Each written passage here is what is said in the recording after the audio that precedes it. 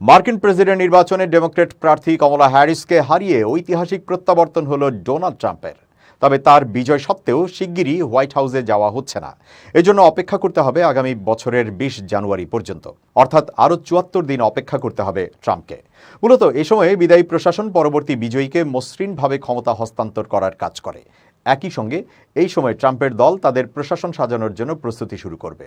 ক্ষমতার পালাবদলে আমেরিকানরা তাদের দেশের নেতৃত্বে একটি নতুন অধ্যায়ের জন্য প্রস্তুত হওয়ার সময় পায়। ট্রাম্প এর আগে 2017 সাল থেকে 2021 সাল পর্যন্ত প্রেসিডেন্ট হিসেবে দায়িত্ব পালন করেছিলেন। 2020 সালের প্রেসিডেন্ট নির্বাচনে জো বাইডেনের কাছে হেরে যান তিনি।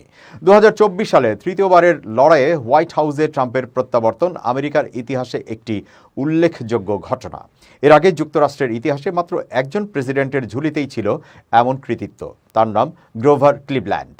যুক্তরাষ্ট্রের ইতিহাসের অন্যতম জনপ্রিয় প্রেসিডেন্ট ক্লিভল্যান্ড প্রেসিডেন্ট হিসেবে নির্বাচনে গিয়ে পরাজিত হওয়ার পর ফের প্রেসিডেন্ট পদে নির্বাচন করে বিজয়ী হয়েছিলেন। গত 13 জুলাই নির্বাচনী সমাবেশে ট্রাম্পের উপর হামলা চালানো হয়। পেনসিলভানিয়া অঙ্গরাজ্যের বাটলারে এক নির্বাচনী জনসভায় বক্তৃতা দেওয়ার সময় হামলার শিকার হন তিনি। তার কানে গুলি লাগে, তবে সে যাত্রায় অল্পের জন্য প্রাণে বেঁচে যান এই রিপাবলিকান প্রেসিডেন্ট প্রার্থী। সে সময় তার কানে গুলি লেগেছিল এবং হামলার পরপরই তিনি মাটিতে পড়ে যান। তার মুখমণ্ডলে রক্ত দেখা যায়।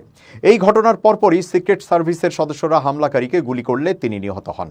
গত সেপ্টেম্বরেও ট্রাম্পের ওপর হামলার চেষ্টা হয়।